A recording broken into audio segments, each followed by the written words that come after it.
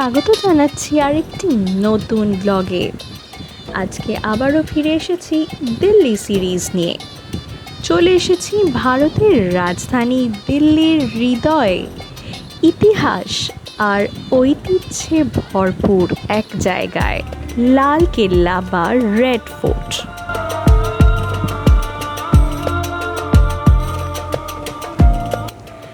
Red fort সম্বন্ধে অজানা কাহিনী জানতে দেখুন আজকের এই ভিডিও স্কিপ না করে দেখুন শেষ পর্যন্ত, আর অবশ্যই লাইক করুন আর শেয়ার করুন। রেড ফোর্ট থেকেই শুরু হচ্ছে আজকে আমাদের সফর। আমার পেছন দিকে দেখতে পাচ্ছেন রেড ফোর্ট, যেটাকে লাল কেল্লাও বলে। এবারে ভেতরে ঢুকবো, টিকিট কাটবো, আপনাদেরও দেখাবো।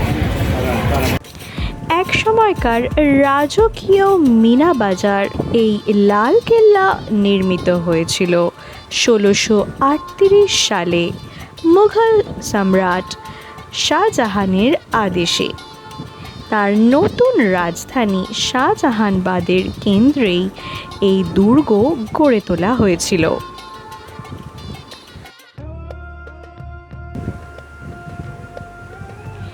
টিকিট কেটে ঢুকতেই সামনে সেই ছাতার মতো ঢাকা পথ, যেখানকার প্রতিটি খিলান যেন ইতিহাসের ফ্রেম। 17শো শতাব্দীতে মুঘল সম্রাট শাহজাহান যখন দিল্লিতে তার নতুন রাজধানী শাহজাহানবাদ গড়ে তুলেছিলেন, তখনই গড়ে ওঠে এই লাল কেল্লা। লাল বেলে পাথরের বিশাল প্রাচীর আর অপূর্ব কারুকার্য আজও সেই গৌরবের সাক্ষী।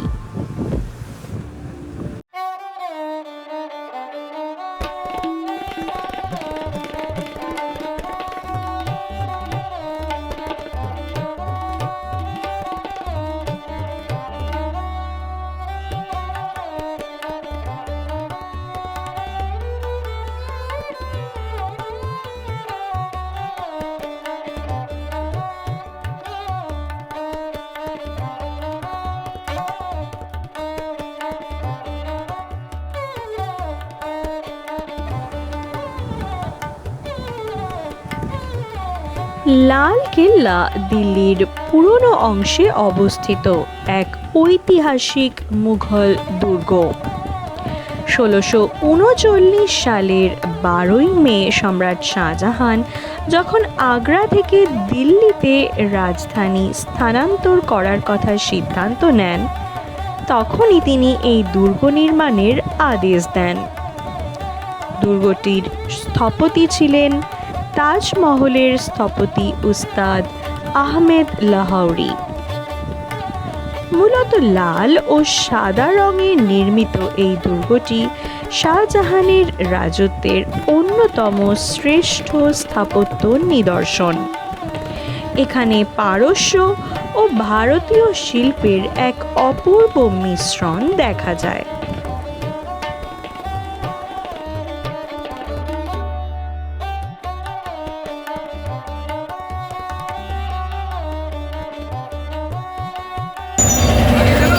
থেকে বেরিয়ে ব্রেকফাস্ট করলাম একটা দোকানে, অমৃতসরি চুর একটা দোকানে ব্রেকফাস্ট করে তারপরে অটো করে চলে এসেছি রেড ফোর্টের কাছাকাছি। এবারে এগিয়ে যাব টিকিট কাটতে। অটোয় নিল আমাদের 200 টাকা। 1739 সালে পারস্যের সম্রাট নাদির শাহ দিল্লির আক্রমণ করেন এবং লাল কেল্লা লুট করেন। তখন হারিয়ে যায় মুঘল সাম্রাজ্যের বিখ্যাত ময়ূর সিংহাসন।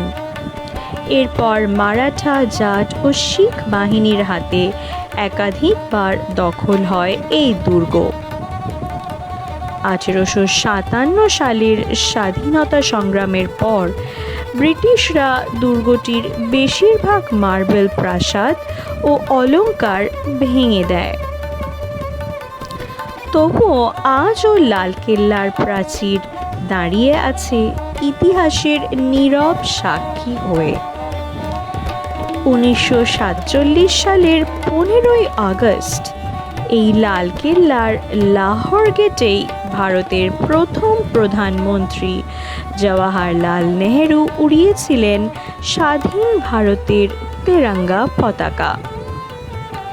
তারপর থেকে প্রতি বছর 15ই আগস্ট এই দুর্গ থেকেই দেশের প্রধানমন্ত্রী স্বাধীনতা দিবসের ভাষণ দেন।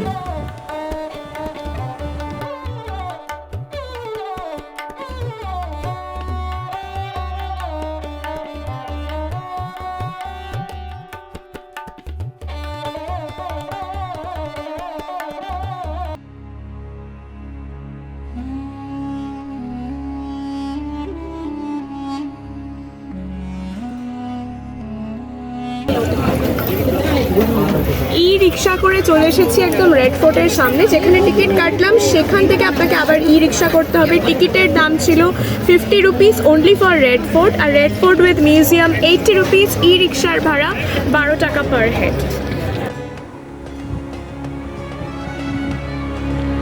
লালকেল্লার ভিতরে ঘুরে দেখার মতো অনেক কিছু আছে। দিওয়ানি আম, যেখানে সম্রাট সাধারণ জনগণের অভিযোগ শুনতেন। দিওয়ানি খাস, যেখানে রাজাদের সভা বসত। রংমহল, যার মার্বেল দেওয়ালে একসময় ঝুলত মূল্যবান রত্ন আর মতি মসজিদ। এছাড়াও এখন এখানে আছে একাধিক জাদুঘর, স্বাধীনতা সংগ্রাম, নেতাজি সুভাষচন্দ্র বোস ও আইনের ইতিহাস নিয়ে। আজ ইউনেস্কো ওয়ার্ল্ড হেরিটেজ সাইট হিসেবে স্বীকৃতি লালকেল্লা শুধুমাত্র দিল্লির নয়, ভারতের গর্ব। এখানে প্রতিদিন আসে হাজার হাজার পর্যটক। রাতের আলোকসজ্জা, সাউন্ড অ্যান্ড লাইট শো আর ইতিহাসের গল্প মিলিয়ে লালকেল্লা হয়ে উঠেছে এক জীবন্ত জাদুঘর।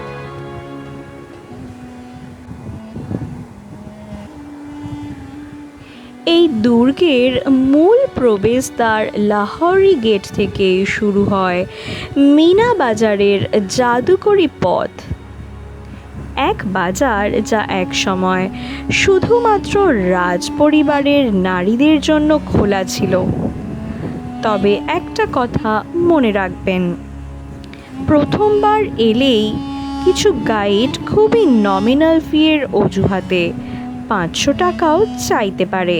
সতর্ক থাকবেন, নিজের মতো ঘুরলেই অনেক বেশি উপভোগ করতে পারবেন।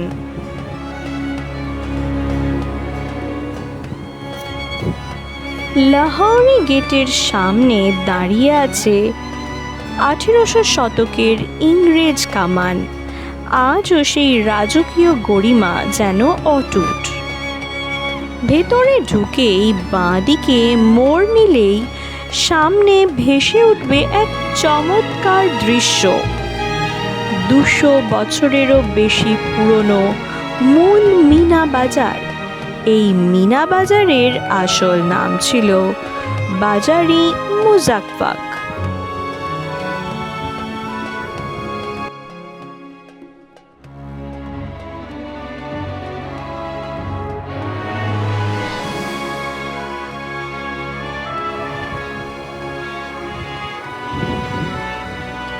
আড়াইশো বছরের পুরনো এই বাজার শুধু কেনাকাটার জায়গা নয়, এক জীবন্ত ইতিহাস। প্রতিটি খিলান, প্রতিটি দোকান যেন ফিসফিস করে বলে এখানেই রাজকন্যারা কেনাকাটা করতেন। তাই যদি দিল্লি ঘুরতে আসেন, লালকেল্লা আর মিনা বাজার মিস করবেন না। ইতিহাস, সংস্কৃতি আর শপিং তিনটেই পাবেন একসাথে। এই বাজারটির দৈর্ঘ্য প্রায় 600 মিটার। 32টি খিলান ঘেরা দোকান একটার পর একটা সারি বেঁধে রয়েছে।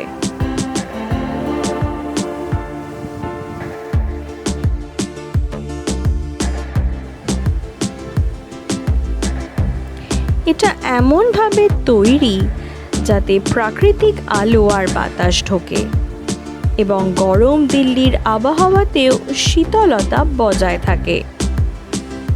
ছাদের খিলান আর হানিকম্ব নকশা আজও সেই মুঘল শিল্পকলার ছোঁয়া বহন করছে।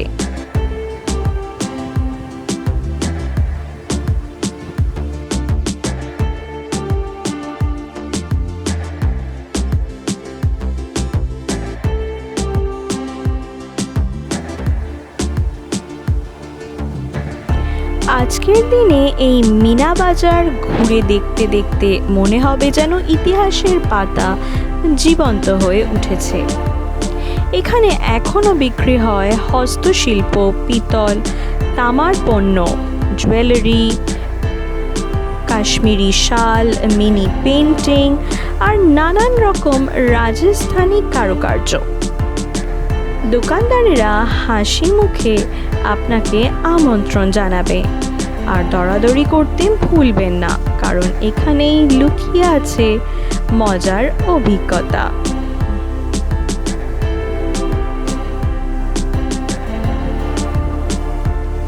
এই লালকেল্লায় দেখা যায় অসাধারণ দুই শিল্প, পিয়েত্রাদুরা, যেখানে পাথরে রঙিন রত্ন বসিয়ে কাজ হয়, আর মিনাকারি, যা করা হয় ধাতব পৃষ্ঠে সোনা, রূপা বা ব্রোঞ্জে।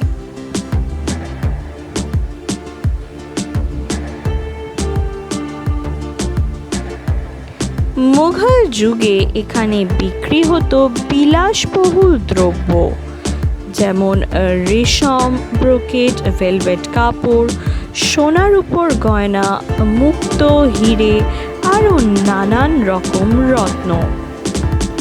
শাহজাহানের রাজপ্রাসাদের রানী ও রাজকন্যাদের কেনাকাটার কেন্দ্র ছিল এই বাজার। এটাই চট্টা চৌক, যা একসময় পরিচিত ছিল মিনা বাজার নামে। এটা ছিল মুঘল আমলের অন্যতম চমৎকার বাজার, যেখানে শুধু রাজপরিবারের মহিলারাই কেনাকাটা করতে পারতেন।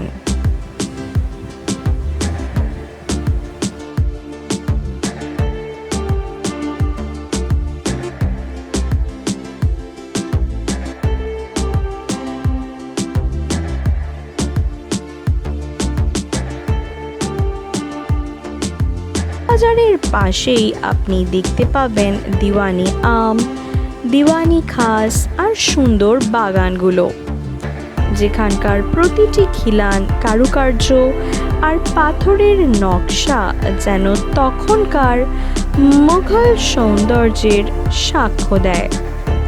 সন্ধ্যা নামলে লালকিল্লার দেওয়ালে আলোর খেলায় ফুটে ওঠে তার এক অন্য রূপ।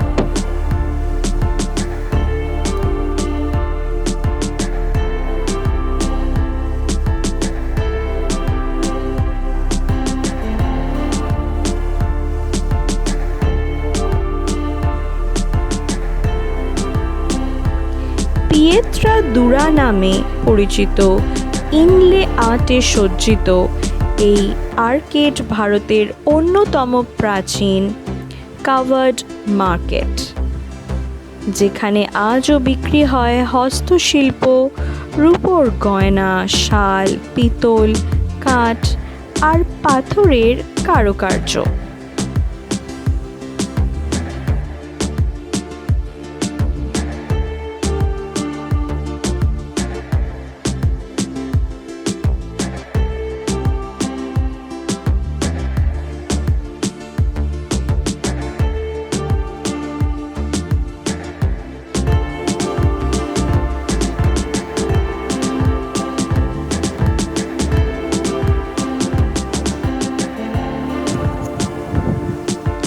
এই লালকেল্লা ঘুরে আপনাদের কেমন লাগলো অবশ্যই জানান কমেন্ট সেকশনে।